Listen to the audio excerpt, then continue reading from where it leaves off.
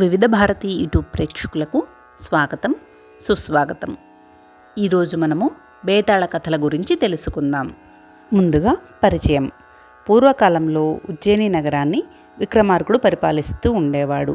విక్రమార్కుడి తెలివితేటలు, ధర్మాధర్మాల విచక్షణా జ్ఞానం ఈ బేతాళ కథల ద్వారా తెలిసి వస్తాయి.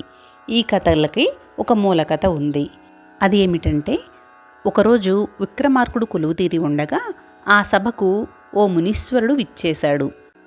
గుండ్రని మొహం, నుదుటున విభూది రేఖలు, కాషాయ వస్త్రాలు ధరించిన ఆజానుబాహుడైన ఆ మునిని చూస్తుంటే తపశ్శక్తి సంపన్నుడిగా గోచరించాడు. ఆ ముని సరాసరి విక్రమార్కుడి దగ్గరకు వెళ్ళి ఓ సంచిని అందించి ఎలా వచ్చాడో అలా నిశ్శబ్దంగా వెళ్ళిపోయాడు. ఆ సంచిని విప్పి చూడగా 100 బంగారు కాసులు ఉన్నాయి. ఆనాటి నుంచి ఆ ముని ప్రతిరోజు వచ్చి రాజుగారికి బంగారు కాసుల సంచి అందించి నిశ్శబ్దంగా వెళ్ళిపోతూ ఉన్నాడు. ఈ తంతు విక్రమార్కుడికే కాక సభలోని వారందరికీ అమిత ఆశ్చర్యంగా ఉంది. మునీశ్వరుడు అలా రోజూ బంగారు కాసుల సంచి అందించడంలో ఏదో ఆంతర్యం ఉండి ఉంటుంది.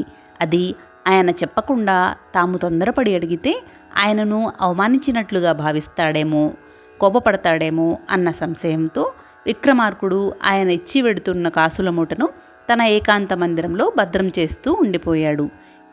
ఎన్ని రోజులు గడిచినా ఆ మునీశ్వరుడు కాసుల సంచిని విక్రమార్కుడికి సమర్పించి వెళ్ళిపోతున్నాడే కానీ పెదవి విప్పి ఏదీ చెప్పడం లేదు. చివరికి ఒకనాడు విక్రమార్కుడు ముని దగ్గర నుండి కాసుల సంచిని పుచ్చుకోకుండా, మహాత్మా, అన్యదా భావించకండి. ఇంతవరకు ఎవరికైనా ఇవ్వడమే తప్ప ఎవరి వద్ద నుండి ఏదీ ఉచితంగా పుచ్చుకున్న వాడిని కాదు. తమరు నాకు ప్రతిదినమూ 100 కాసులున్న బంగార సంచిని ఎందుకు ఇస్తున్నారు? ఇలా ఇస్తూ నా నుండి ఏమీ పుచ్చుకోకుండా రుణగ్రస్తుడిగా ఎందుకు మారుస్తున్నారు నన్ను? అంటూ ఎంతో మృదువుగా, వినమ్రంగా ఆ మునిని ప్రశ్నించాడు విక్రమార్కుడు. అందుకు ఆ ముని చిరుమందహాసంతో, రాజా, నీ వల్ల నాకు ఈ లోకానికి ఒక గొప్ప ఉపకారం జరగవలసి ఉన్నది. నేను లోక కళ్యాణం కోసం ఘోర తపస్సు చేశాను. నేను ఒకచోట సర్వసిద్ధిప్రదాయిని అయిన కాళీమాత ఆలయం ముందు ఒక దివ్యవ్రతం ఆచరిస్తూ ఉన్నాను. ఆనాడు రామలక్ష్మణులు మునిచేయు యజ్ఞమునకు రక్షకులుగా నిలిచినట్లు నేను చేయు ఈ వ్రతమునకు నీ రక్షణ కావలసి ఉన్నది. ఎదుటివారి నుండి ఏదైనా సహాయం కోరే ముందు వారికి మనం ఏమి ఇచ్చామన్నది ప్రతివారూ ఆలోచించవలసిన విషయం అన్నది నానుడి. అందుకే దాన ధర్మాల కోసం నీ దగ్గరకు వచ్చేవారిలా కాకుండా ఎన్నాళ్లుగానో బంగారు కాసుల సంచులు ఇస్తూ వచ్చాను. అది నిన్ను రుణగ్రస్తుడిని చేయాలి అన్న ఉద్దేశంతో కాదు రాజా, కేవలం నిన్ను సహాయం కోరే అర్హతను నేను సంపాదించుకోవటానికి. రాజా, నేను నిన్ను కోరుతున్న సహాయం సులువైనది కాదు, బహు కష్టతరమైనది. నా సూచనలు పాటించక నీవు నీ సొంత నిర్ణయాలు తీసుకుంటే అవి వికటించి నీ ప్రాణాలకు ముప్పు కూడా ఏర్పడవచ్చు. అలాగే నా కార్యం పూర్తయ్యే వరకు నీవు నా చెంతనే ఉండాలి. బాగా ఆలోచించి నీ సమ్మతిని తెలియచేయి. విక్రమార్క, ఒక్కటి మాత్రం నిజం. నేను తలపెట్టిన ఈ మహాకార్యానికి వీరుడు, ధీరుడు, ప్రజ్ఞావంతుడు అయిన నీవు మాత్రమే సహకరించగలవు.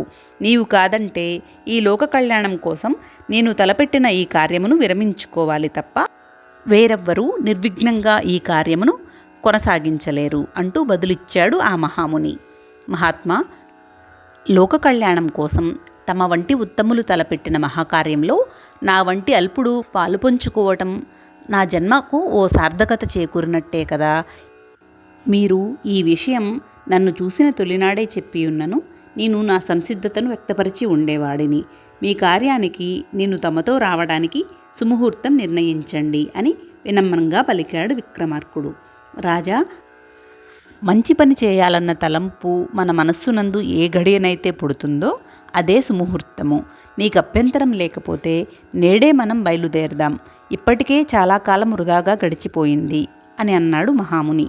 అలాగే మహాత్మా అంటూ విక్రమార్కుడు తన సోదరుడు ఉజ్జయిని నగరానికి మహామంత్రి అయిన భట్టిని పిలిచి, మహామంత్రి, విన్నారుగా, ఈ మహాముని వెంట వెళ్ళి లోక కళ్యాణం కోసం ఆయన చేస్తున్న యజ్ఞంలో పాలు పంచుకుని వస్తాను. అప్పటిదాకా ఈ రాజ్యభారం మీరే వహించండి అని చెప్పి ఆ ముని వెంట అడవిలోకి బయలుదేరాడు విక్రమార్కుడు ఒంటరిగా. ఆ ముని వెంట కొండలు, కోనలు, వాగులు, వంకలు దాటి కీకారణ్యంలో ఉన్న ఓ పాడుబడిన ఆలయానికి 3వ రోజుకు చేరాడు. ఆ ఆలయం చుట్టూ ఆకాశాన్ని తాకుతున్నాయా అన్నంత ఎత్తులో ఊడలు వేసిన మర్రి చెట్లు ఉన్నాయి. ఒక పక్క తామర తూడలతో నిండిన సరస్సు, మరో పక్క తినదగిన ఫలాల వృక్షాలు. ఆ ఆలయానికి చుట్టుపక్కల ఎక్కడా నరసంచారం లేదన్న విషయం ఆ పరిసరాలను చూస్తుంటేనే అవగతమైపోతూ ఉంది. రాజా, ప్రయాణ బడలికలో నీ శరీరం అలసిపోయినట్లు ఉన్నది. అది నీ వాడిన ముఖం చూస్తుంటేనే తెలుస్తున్నది. ఆ సరస్సులో సానసంధ్యాదులు గావించి ఆ వృక్షాలకు వేలాడుతున్న ఫలాలను భుజించి ఈ పూటకు విశ్రాంతి తీసుకో. సూర్యాస్తమయ సమయానికి నిన్ను నేను మేల్కొలుపుతాను అంటూ విక్రమార్కుడు నోరు తెరిచి బదులివ్వకుండానే ఆ ముని గర్భగుడిలోకి వెళ్ళి తలుపులు వేసేసుకున్నాడు. ముని చెప్పినట్లుగానే సరస్సునందు స్నానం చేసి వృక్షాలకు పండిన పళ్ళు కోసుకుని భుజించి ఆలయ ప్రాంగణంలో ఒక పక్క శుభ్రపరుచుకుని మేనువాల్చాడు విక్రమార్కుడు.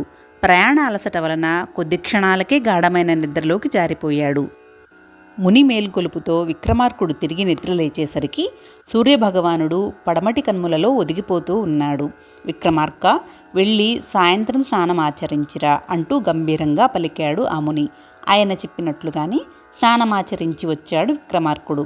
విక్రమార్క, ఇక్కడి నుంచి ఈశాన్య దిక్కుగా 3 క్రోసుల దూరం ప్రయాణించాక అచ్చట 4 దిక్కుల నుండి వచ్చే దారులు కలుస్తాయి.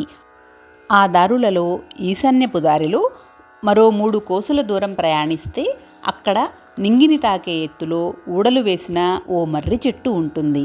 ఆ చెట్టు మీద ఓ కొమ్మకు మృత శరీరం వేలాడుతూ ఉంటుంది. దానిని క్రిందకు దించి నేలను తాకకుండా నీ భుజానికి ఎత్తుకొని ఎక్కడా దించకుండా ఇక్కడికి తీసుకురావాలి. రాజా, అది మృత శరీరం అని చులకనగా చూడకు. అది బేతాళుడి శరీరం. బేతాళుడిని భుజానికి ఎత్తుకున్న క్షణం నుంచి నువ్వు ఇక్కడికి వచ్చే వరకు పెదవి విప్పకూడదు. నీ నోటి నుంచి ఒక్క పలుకు బయటపడినా బేతాళుడు అదృశ్యమైపోయి మళ్ళీ మర్రి చెట్టును చేరుకుంటాడు. నీకు మౌనభంగం కలిగించటానికి ఆ మాయావి ఎత్తులుపై ఎత్తులు వేస్తాడు.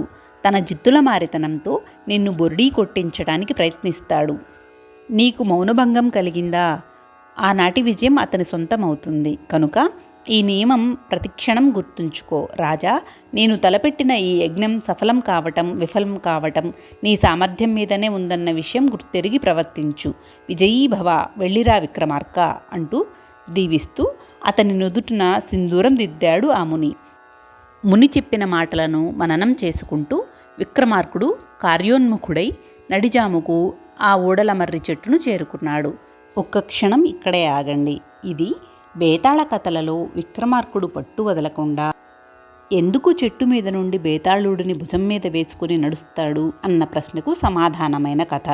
ఈ కథలో బేతాళుడు ఎవరు అంటే మాంత్రికుడు ఆరాధించే దైవం. అతడిని ఎవరు సంతృప్తిపరిస్తే వారికి వశమవుతాడు. అతడు వశమైతే ఈ జగాన్నంతా తమకి దాసోహం చేసుకోవచ్చన్నది మాంత్రికుల నమ్మకం. బేతాళుడు ప్రతిరోజు ఒక కథ చెప్పి ఆ కథలో ఉన్న ధర్మ సందేహం తీర్చమని అడుగుతాడు. తెలిసి సమాధానం చెప్పకపోతే నీ తల 1000 వక్కలవుతుంది అని శాపం ఇస్తాడు. ఈ కథలో ధర్మ సందేహానికి సమాధానం తనకి తెలుసు కనుక పెదవి విప్పి చెబుతాడు విక్రమార్కుడు. దానితో మౌనభంగం కలుగుతుంది. వెంటనే బేతాళుడు అదృశ్యమైపోతాడు. ఇదే కొన్ని రోజులు జరిగిన తరువాత చివరికి ఒకరోజు విక్రమార్కుడికే తెలియని ఒక చిక్కు ప్రశ్నతో కూడిన కథని చెబుతాడు బేతాళుడు. దానితో విక్రమార్కుడికి మౌనభంగం కలగకపోవడంతో అప్పుడు బేతాళుడు విక్రమార్కుడికి ఈ విధంగా చెబుతాడు. రాజా విక్రమార్క, నీ పట్టుదలకు అభినందనలు. నీవెంతో వీరుడవు, ధీరుడవు. నీ సహనం ఘనమైనది. ఇప్పుడు నేను చెబుతున్న విషయమును మునుపుటి వలె కథగా భ్రమించకు.